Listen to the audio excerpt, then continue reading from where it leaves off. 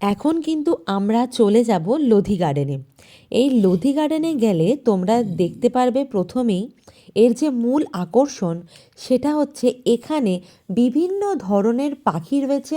সেই সব পাখি একত্রিত হয়ে যে আওয়াজ, মানে সত্যি কথা বলতে কি কান পুরো একদম ধাঁধা লেগে যায়, এত আওয়াজ করে। আমি তার ছোট্ট একটা ক্লিপস তোমাদের সামনে, মানে ভিডিওর সামনে আমি তুলে ধরেছি। তোমরা হয়তো প্রথমেই শুনে বুঝতে পারছো এটা কী হচ্ছে রে বাবা। এইটা কিন্তু এই লোধি গার্ডেনের মূল বিষয়বস্তু। যাই হোক, এবার আসি লোধি গার্ডেনে। আমি তো তোমাদেরকে পর পর বড় ভিডিও দিয়ে যাচ্ছি। প্রথমের বড় ভিডিওগুলোতে তো ট্যুর প্ল্যান হিসেবে ছিল। তোমরা যারা যারা আমার মতন ট্যুর প্ল্যান করে যাবে, তো তোমরা মোটামুটি যা যা মেন মেন ইম্পর্টেন্ট জিনিসগুলো রয়েছে সবটাই কভার করতে পারবে। তারপরে আমি তোমাদের সঙ্গে এক একটা পার্ট, মানে যেইগুলো প্রত্যেকটা যেই জায়গাগুলো আমরা ঘুরেছি সেগুলোর এক একটা পার্ট কিন্তু আমি তোমাদের সামনে তুলে ধরেছি, যাতে যারা গিয়েছো ঘুরতে আগে তাদের আবার নতুন করে মনে পড়ে যাবে। যারা যেতে পারোনি তাদের জন্য এটা একটু হেল্প হবে, মানে তোমরা জানতে পারবে ওটা ওখানে কীভাবে দেখা যাবে, কি আছে না সেটা পুরো ডিটেলসে তোমরা দেখতে পারবে।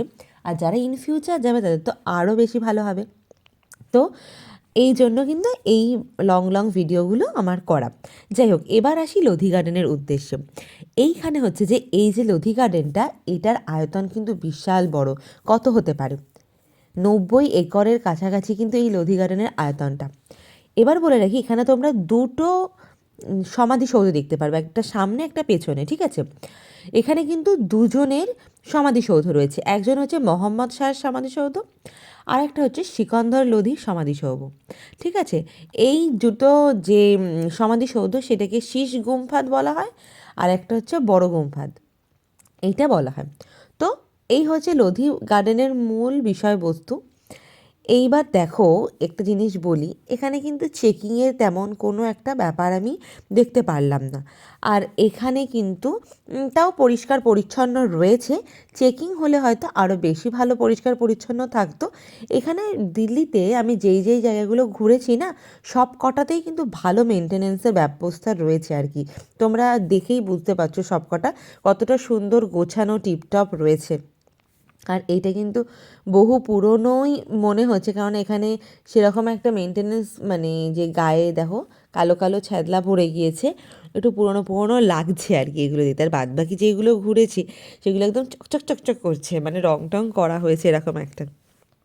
তো এই যে লোধি গার্ডেনটা আমি নিজেও ঘুরলাম, তোমাদেরকেও সাথে ঘুরিয়ে দেখিয়ে দিলাম।